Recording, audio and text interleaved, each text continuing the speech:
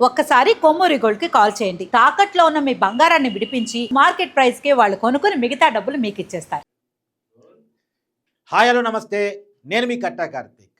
అగ్రరాజ్యంగా పెద్దన్నగా తనకు తాను చెప్పుకున్నటువంటి అమెరికాకి ఉగ్రవాదులు షాక్ ఇచ్చారు. ఏకంగా అమెరికాలో ట్రంప్ కార్యాలయానికి కూతవేటి దూరంలో వాషింగ్టన్లో ఇజ్రాయిల్ ఎంబసీ మీద ఉగ్రవాదులు దాడి చేశారు. ఇద్దరు ఇజ్రాయిల్ ఎంబసీ స్టాఫ్ను కూడా చంపివేయడం జరిగింది. పైగా వారిని హతమార్చిన తర్వాత ప్రీ పాలస్తీనా నినాదాలు చేసినట్టు తెలుస్తుంది ఉగ్రవాదులు. అంటే పాలస్తీనాకి స్వేచ్ఛ కావాలి, పాలస్తీనాకి స్వతంత్రం కావాలని నినాదాలు చేసినట్టు తెలుస్తూ ఉంది. మీ అందరికీ తెలుసు, ఇజ్రాయిల్కి పాలస్తీనాకి మధ్య యుద్ధం నడుస్తూ ఉంది, అది కొనసాగుతూ ఉంది. పాలస్తీనాకి సపోర్టుగా అమెరికాలో ఉన్నటువంటి ఎంబసీ కార్యాలయాన్ని ఉగ్రవాదులు టార్గెట్ చేసినట్టు తెలుస్తూ ఉంది. కాకపోతే ఇక్కడ అమెరికా గుర్తించాల్సింది, ప్రధానంగా అమెరికా అధ్యక్షుడిగా ఉన్నటువంటి ట్రంప్ గుర్తించాల్సింది ఏంటంటే, ఉగ్రవాదం భారతీయ సమస్య కాదు, ఉగ్రవాదం ప్రపంచ సమస్య. ఉగ్రవాదం మీద పోరాటం చేయాల్సిన అవసరం ఒక భారతదేశానికి మాత్రమే లేదు, అమెరికాకు కూడా ఉంది. ఇవాళ అమెరికాలో ఉగ్రవాదులు ఉన్నారని, ఆ ఉగ్రవాదుల్ని వాళ్ళ దాడిని కనిపెట్టడం అమెరికా ఇంటెలిజెన్స్ ఫెయిల్ అయిందని, అమెరికాలో రక్షణ వ్యవస్థ ఫెయిల్ అయిందన్న విషయాన్ని అమెరికా ట్రంప్ గుర్తించాలి. ఇవాళ ఖచ్చితంగా అమెరికా కూడా ఉగ్రవాదం అనేది పెద్ద సమస్య అనేటువంటిది ట్రంప్ గుర్తించాలి. నేను ఎందుకు ట్రంప్ గుర్తించారనే పాయింట్ని నొక్కి నొక్కి చెప్తున్నానంటే, మనకి పాకిస్తాన్కి మధ్య యుద్ధ వాతావరణం ఏర్పడ్డప్పుడు నేనే పరిష్కరించాను, ట్రేడ్ ట్రాక్స్ చేయడం ద్వారా భారతదేశాన్ని నేను కట్టడి చేశాను అని చెప్పేసి ట్రంప్ తనకు తాను చెప్పుకునే ప్రయత్నం చేశాడు. ఎందుకు భారతదేశం పాకిస్తాన్ మీద యుద్ధం చేయలే, ఉగ్రవాదం మీద యుద్ధం చేసింది. ఎందుకు చేసింది?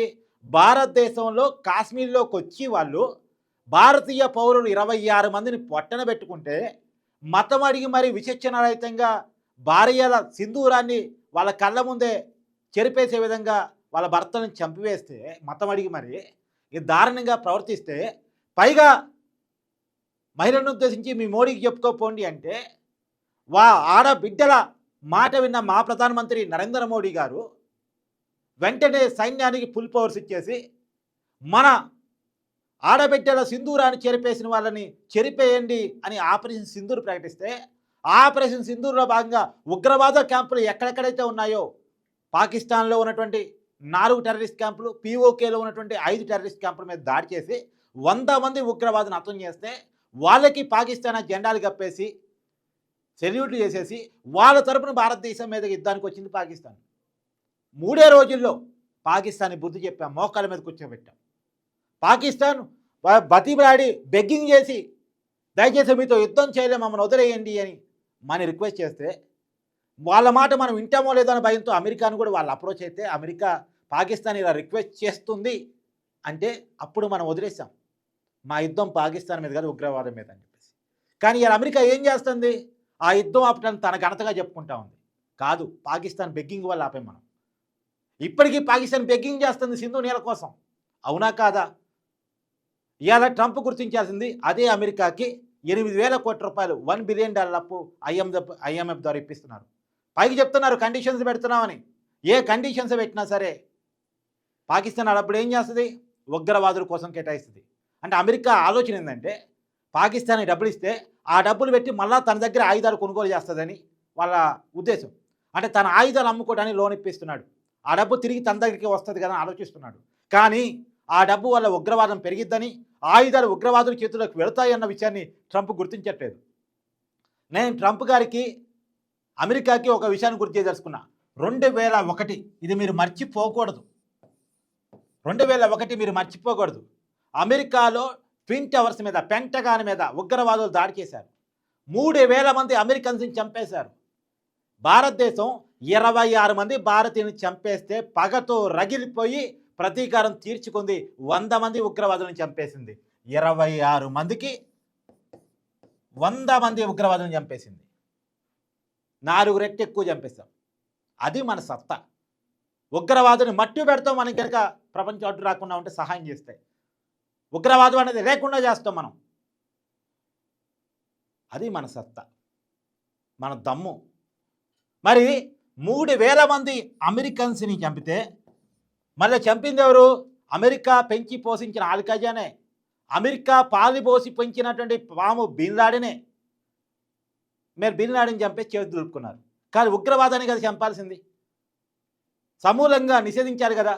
ఆ రోజు అమెరికా పెంచిన ఉగ్రవాదమే ఈ రోజు కూడా జైషే మహమ్మద్గా, లష్కరే తోయిబాగా చలామణి అవుతా ఉంది. పేర్లు మార్చుకొని రకరకాల ఉగ్రవాదులుగా మారుతూ ఉంది.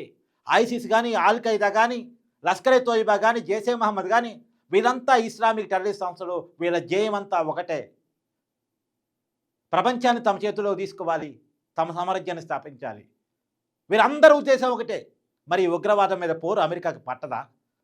పైగా ఉగ్రవాదాన్ని పెంచే విధంగా పాకిస్తాన్కి అప్పులు ఇస్తూ ఉంది. పాకిస్తాన్ని, భారతదేశాన్ని ఒకే రకంగా ట్రీట్ చేస్తూ ఉంది. రెండు ఒకే రకంగా అన్నట్టు మాట్లాడుతూ ఉంది. అసలు పాకిస్తాన్ ఒక దేశమా? పాకిస్తాన్ ఉగ్రవాద దేశం. అది దేశం కాదది, ఉగ్రవాద స్థావరం అది. ఇవాళ ఉగ్రవాదులు సపోర్ట్గా యుద్ధానికి వచ్చేవని ఏమంటారు? ఉగ్రవాది అనరా? మళ్ళా చెప్తున్నాను, కాశ్మీర్లో దాడి చేసిన వాళ్ళు పాకిస్తాన్ రిటైర్డ్ పారా కమాండర్ ఉన్నాడు. అంటే రిటైర్డ్ స్థాయి, మేజర్ స్థాయిలో పనిచేసిన వ్యక్తి ఉన్నాడు అక్కడ. అంటే పాకిస్తాన్ ఆర్మీలో పనిచేసిన వ్యక్తి ఉగ్రవాదిగా మారాడు అంటే అతనికి ఆర్మీలో ఏం శిక్షణ ఇచ్చారు?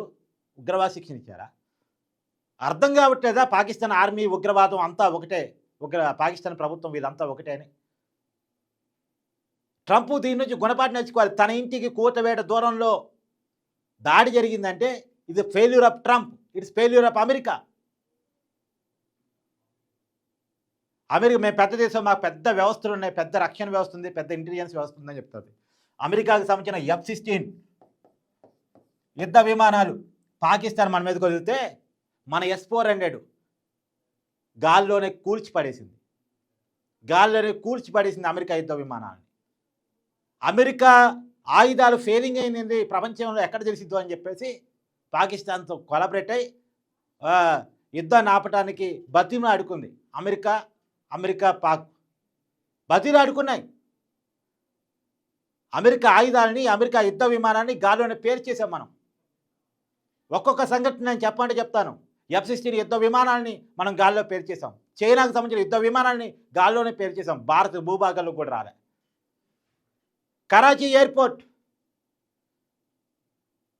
మనం INS విక్రాంత్పై ధ్వంసం చేసి వచ్చింది. తర్వాత FQ లాడర్ సిస్టమ్ చైనాది, పాకిస్తాన్లో ఉంది, మనం ధ్వంసం చేసి పడేసాం. 11 ఎయిర్ బేస్ పాకిస్తాన్ పూర్తిగా ధ్వంసం చేసేసాం. ఇప్పుడు మరమ్మతులు చేసుకుంటున్నారు వాళ్ళు.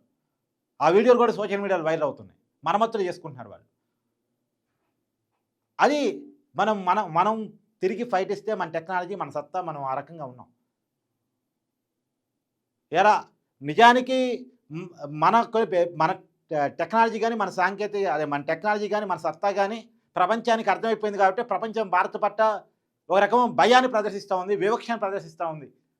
అందులో భాగంగానే అమెరికా ఈ రకరకాలుగా మాట్లాడుతూ ఉంది. ట్రంప్ గెలిస్తే భారత్ అమెరికా సంబంధాలు పెరుగుతాయని మనం అనుకున్నాం, ఆశించాం. మోడీ గారికి, ట్రంప్ గారికి మంచి సంబంధాలు ఉన్నాయి కదా అని అనుకున్నాం. కానీ అమెరికా బుద్ధి అమెరికాదే అని చెప్పేసి నిరూపించుకుంటా ఉంది. పాకిస్తాన్కి 8,000 కోట్ల రూపాయలు అప్పిస్తుందంటే IMF ద్వారా, ఉగ్రవాద దేశానికి ఇస్తుంది అంటే దాన్ని ఏమనుకోవాలి? మరి ఇలా అప్పిస్తే ఉగ్రవాదుని పెంచి పోషిస్తే అమెరికాలో కూడా దాడులు జరుగుతాయి అని చెప్పేసి ఇలా అర్థమైందా? ఉగ్రవాద దాడులకు అమెరికా కూడా అతీతం కాదు అన్న విషయం అర్థమైందా? ఇప్పుడైనా అమెరికాలో ఈ దాడి తర్వాత అయినా అమెరికా మేర్కొని ఉగ్రవాదం మీద ఫైట్ స్టార్ట్ చేస్తుందా? గతంలో ఇరాన్ మీద, ఇరాక్ మీద, ఆఫ్ఘనిస్తాన్ మీద ఏ రకమైన దాడి చేసింది అమెరికా? సద్దాం హుసేన్ పేరు చెప్పేసి, ఆ ఆఫ్ఘనిస్తాన్లో అణ్వాయుధాలు ఉన్నాయని పేరు చెప్పేసి ఎలా దాడి చేసింది? ఉగ్రవాదం పేరు చెప్పి. మరి పాకిస్తాన్లో కనపట్లేదా ఉగ్రవాదం అమెరికాకి? కళ్ళ ముందు భారత్ చూపించింది కదా. భారత్ ఇంటెలిజెన్స్ వ్యవస్థ, గూఢాచార వ్యవస్థ చాలా క్లియర్గా ఉగ్రవాదులు ఎక్కడెక్కడ ఏ శిబిరాలు ఏర్పాటు చేసుకున్నారు, లష్కరే తోయిబా హెడ్ ఆఫీస్ ఎక్కడుంది, హఫీజ్ సయ్యద్ ఎక్కడున్నాడు, ప్రపంచాన్ని చూపించిందిగా. జైషే మహమ్మద్ ఆర్గనైజేషన్ ఎక్కడుంది, అజర్ మహమ్మద్ ఎక్కడ దాక్కున్నాడు, వాళ్ళ బంధువులు, వాళ్ళ కుటుంబ సభ్యులు ఎక్కడ ఉండేవాళ్ళు చూపించిందిగా, కొలాప్ చేసి పడేసిందిగా. ఒక్క అజర్ మహమ్మద్, హఫీజ్ సయ్యద్ పాకిస్తాన్ ఆర్మీ క్యాంపులో దాక్కుని బతికిపోయారు. అయితే వాళ్ళిద్దరు కూడా మటాస్ అయ్యేవాళ్ళు. కేవలం పాకిస్తాన్ ఆర్మీ క్యాంపులో ఉండటం వల్ల, పాకిస్తాన్ ఆర్మీ క్యాంపులను మనం టార్గెట్ చేయకపోవటం వల్ల బతికిపోయారు. ఇవాళ వాళ్ళిద్దరిని పట్టుకోవటం భారతదేశం అవసరం మాత్రమే కాదు, అమెరికా అవసరం కూడా. లేకపోతే ఇలాంటి దాడులు పదే పదే పదే జరిగే అవకాశం ఉంటుంది. ఇవాళ ప్రపంచానికి పెద్దన్న అగ్రరాజ్యం అంటే పెద్దన చూపించాల్సింది బాధ్యత. మరి ఆ బాధ్యతని ట్రంప్ ఇప్పటికైనా గుర్తిస్తారా లేదా చూడాలి.